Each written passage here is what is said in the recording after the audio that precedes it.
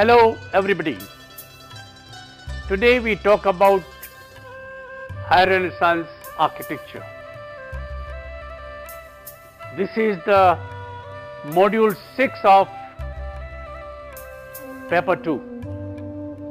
By the end of this paper, you would have been able to acquaint about the High Renaissance architecture, illuminate on various aspects and features of the architecture of this period. We shall look at the following things in this module. Introduction, general features. Donato Bramante, 1444 to 11 March 1514. Basilica of St. Peter. Antonio the Singulo, the Younger, 1485 to 1546. Villas. Introduction. High Renaissance architecture first appeared in Rome in the work of Bramante at the beginning of the 16th century. The period was a very brief one, centered almost exclusively in the city at Rome.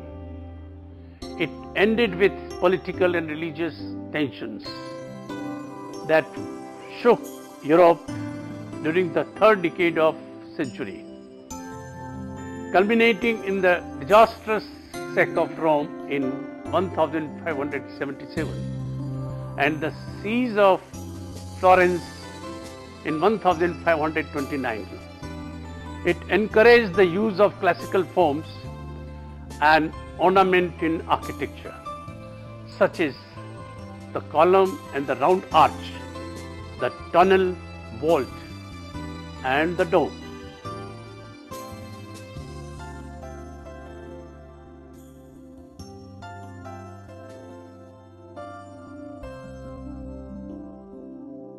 Architecture in Renaissance was not just about practice, but a matter for theoretical discussion, as the printing press played a large role in the dissemination of ideas, and the first treatise came in 1450. It was written by Leon Battista Alberti and was called De Edificatoria, in English, on the art of building.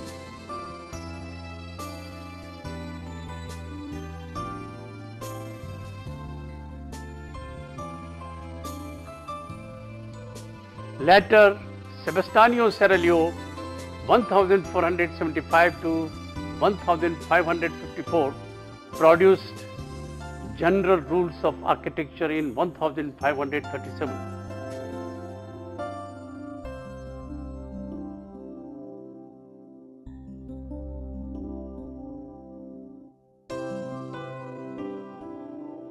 In 1570, Andrea Palladio, 1508 and 1580, published the 4 books of architecture in Venice. This book was widely printed and responsible to a great degree for spreading the ideas of Renaissance through Europe.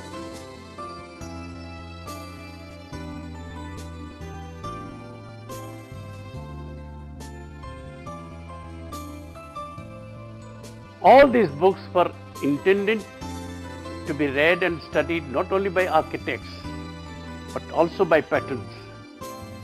Therefore, concepts derived from classical antiquity were developed and used with greater surety. One of the bigger issues that the artists and the architects worked on was the centrally planned church building. As per the ancient ideas, most importantly, Plato's circle was also a combination of humanist synthesis of classical and Christian thought.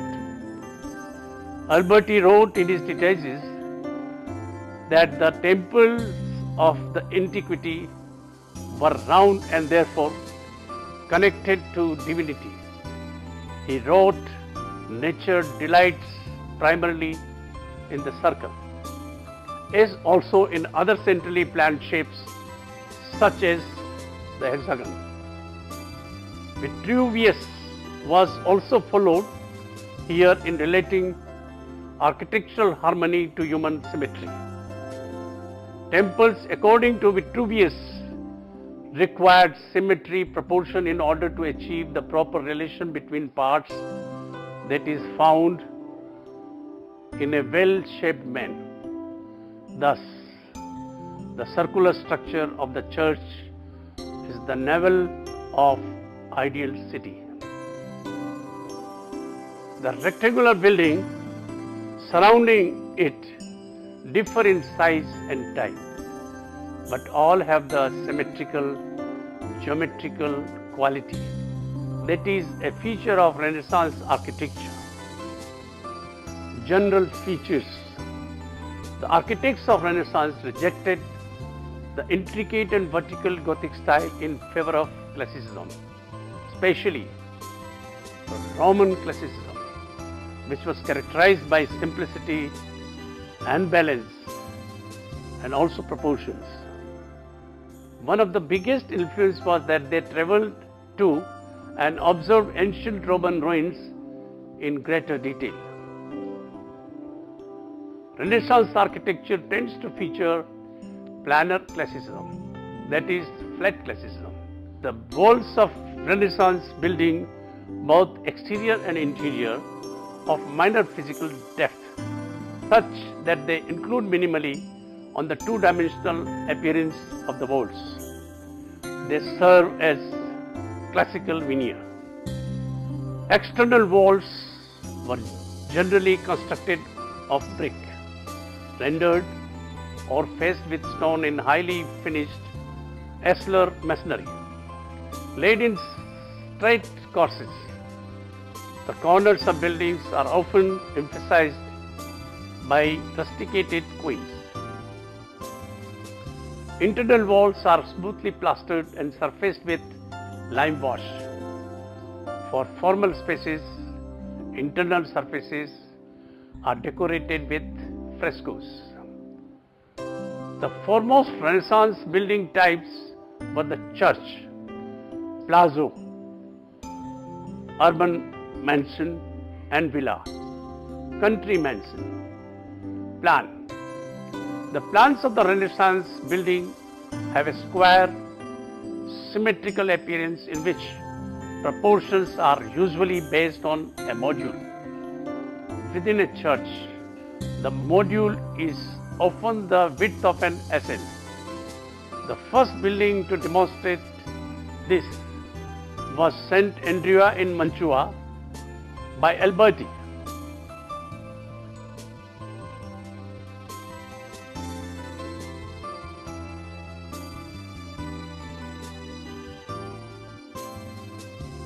Columns and pilasters. The Roman orders and columns are used Tuscan, Doric, Ionic, Corinthian and composite. The orders can either be structural, supporting an arcade or architrave, or purely decorative, set against a wall in the form of pilasters. One of the first buildings to use pilasters as an integrated system was in the old sacristy 1201 to 1440 by Brunelleschi.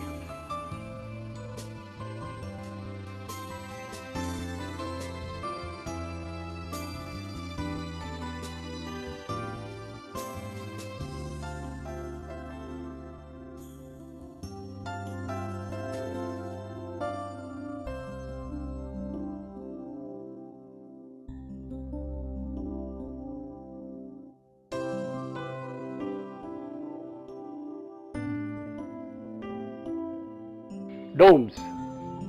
The dome is used frequently, both as a very large structural feature that is visible from the exterior, and also as a means of roofing smaller spaces where they are only visible internally. After the success of dome in Brunelleschi's design for the Basilica di Santa Maria del Fiore and its use in Bramante's plan for St. Peter's Basilica 1506 in Rome, the dome became an indispensable element in church architecture, and later even for secular architecture such as Palladio's Villa Rotonda.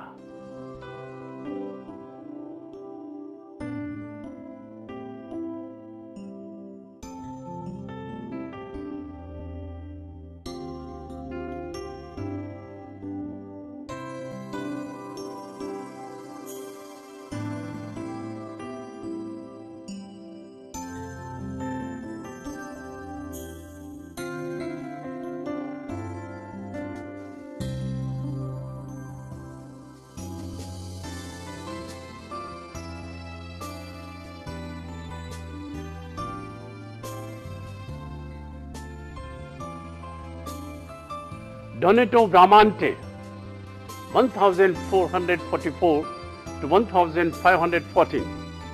High Renaissance architecture developed in the city of Rome and first appeared in the work of Bramante at the beginning of 16th century. His plan for St. Peter's Basilica formed the basis of design executed by Michelangelo. His Tempietto, San Pietro in Montorio, marked the beginning of the High Renaissance in Rome, 1502, when Pope Alexander V appointed him to build a sanctuary that allegedly marked the spot where Peter was crucified.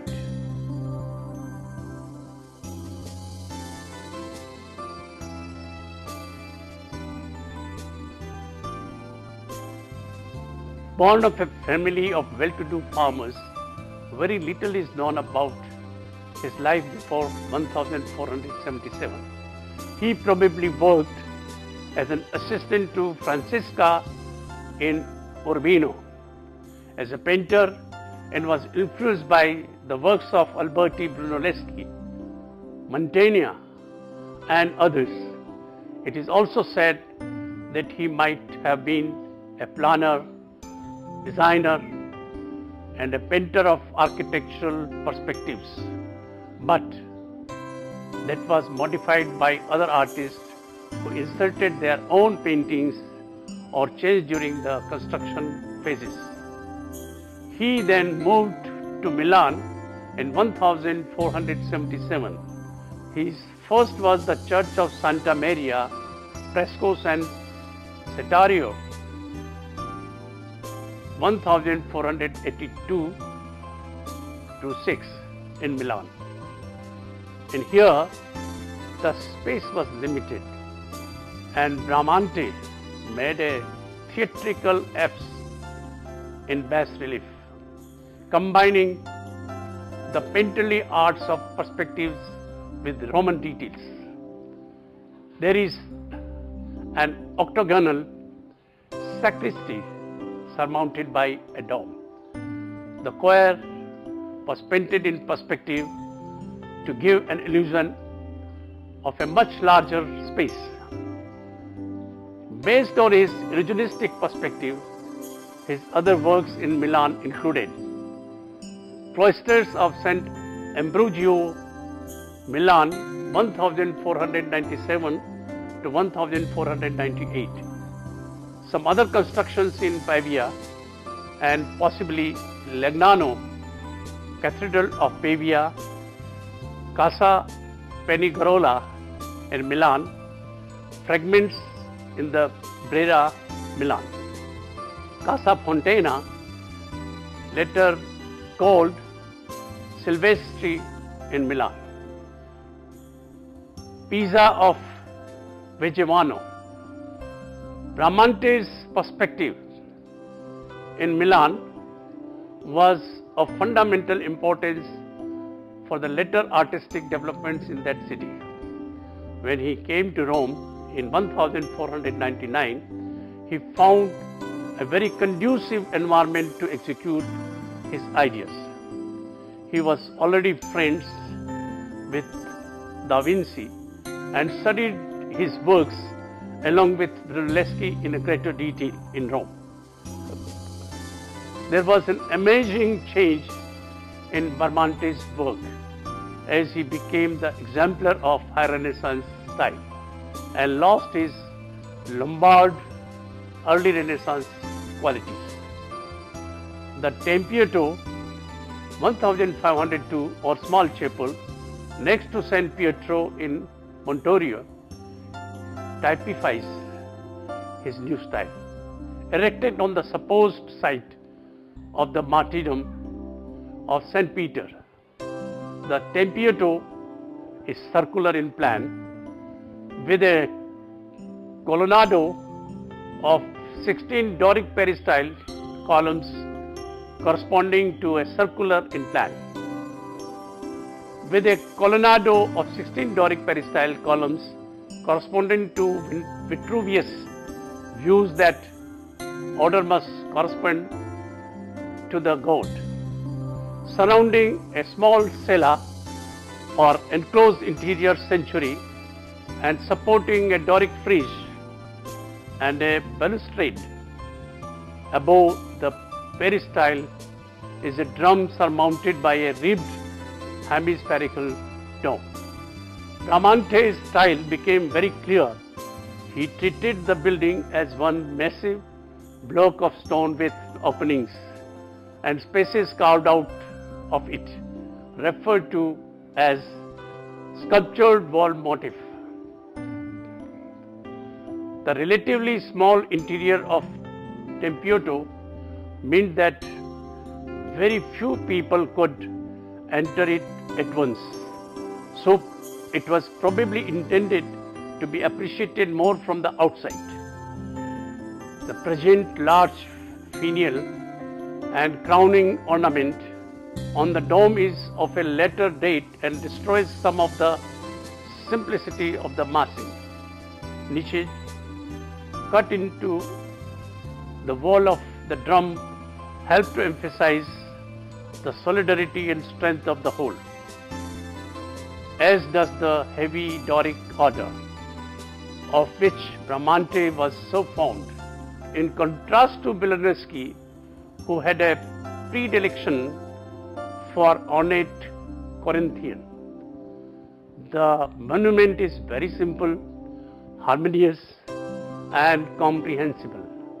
The Tempietto established Bramante as Rome's leading architect, a position from which he acted as Raphael's mentor. Basilica of St. Peter.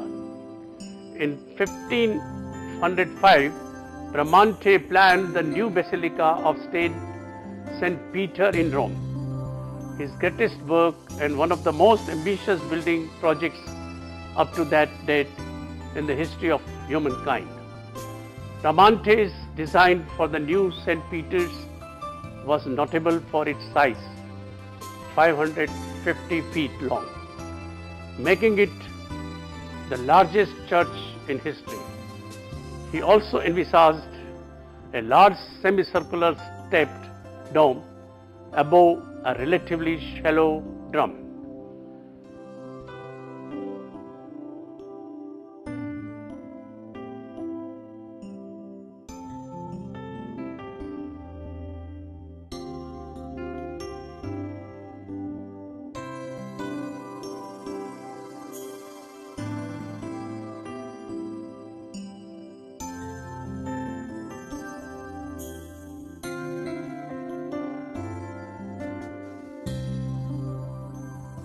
At his death in 1514, Bramante had completed only the 4 main piers that were to support the dome.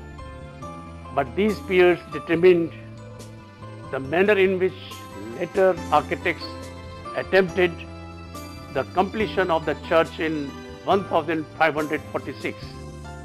The task was entrusted to Michelangelo, then aged 71. He retained the underlying concept of a huge dome on 4 piers, but simplified Bramante's complex arrangement. When the structure was finally completed at the hands of Carlo Maderno, the original Greek cross plan, with addition of a nave to form a Latin cross, was retained. The dome's profile is slightly pointed, and small double columns often the projection of the buttresses, vertical ribs and high lantern create a greater degree of verticality than in Bramante's original design. Antonio the Sangalo the Younger, 1485 to 1546.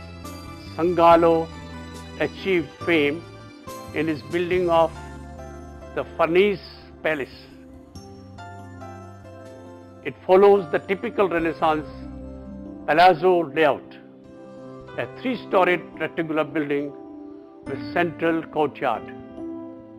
The impression of the grandness lies in part in its sheer size and in its lofty location overlooking a broad piazza. It is also a building of beautiful proportions, unusual for such a large and luxurious house of the date in having been built principally of a stuccoed brick rather than of stone.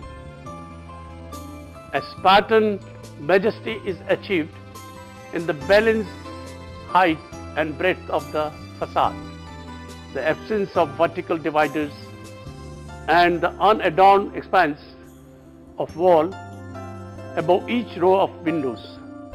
The sheer simplicity of the facade emphasizes variations in wall colors, windows, shapes, and pediment shapes.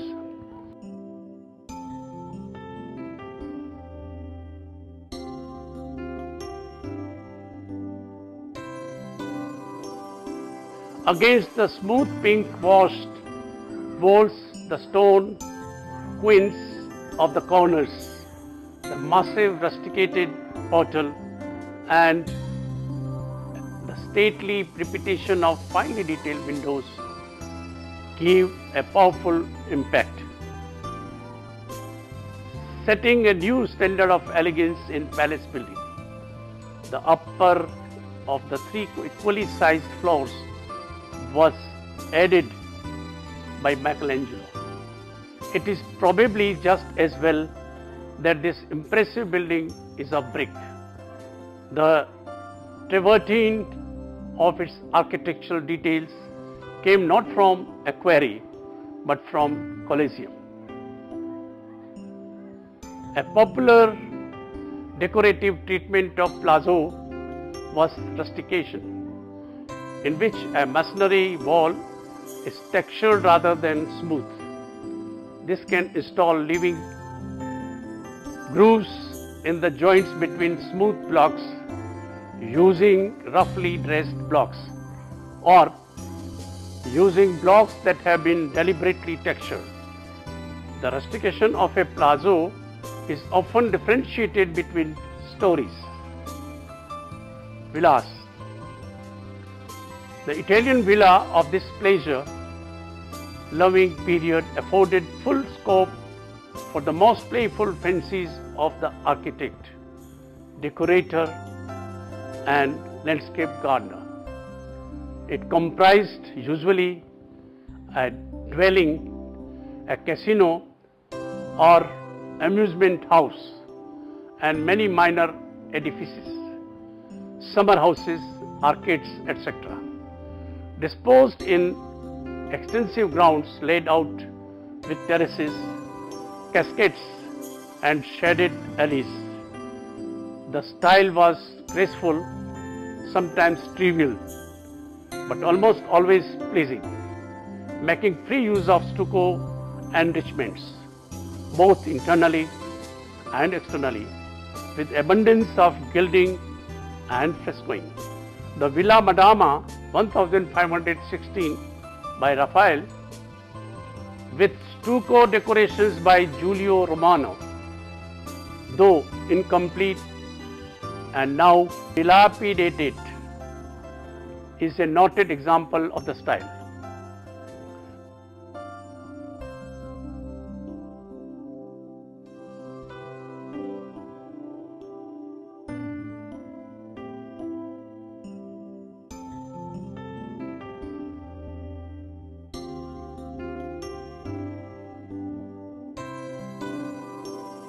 One of the most charming buildings of the period is Villa Farnesina, 1509 to 1511 at Rome, by Baldassare Peruzzi from Siena. Designed for the fabulously wealthy Sienese banker Agostino Chisi, the villa was scene of numerous elaborate banquets for the Pope and cardinals. A suburban villa, the Farnesina, was planned in relation to the gardens around it, with two small wings projecting from the central block to flank the entrance loggia. Originally, another loggia opened at the side upon the gardens, stretching to the bank of the Tiber. But this loggia was later walled in. Elevation appears as two stories comparted into equal base by Tuscan pilasters. The neat, reserved quality of the present building was originally lightened by painted fresco decoration over all the exterior wall surfaces. Thank you.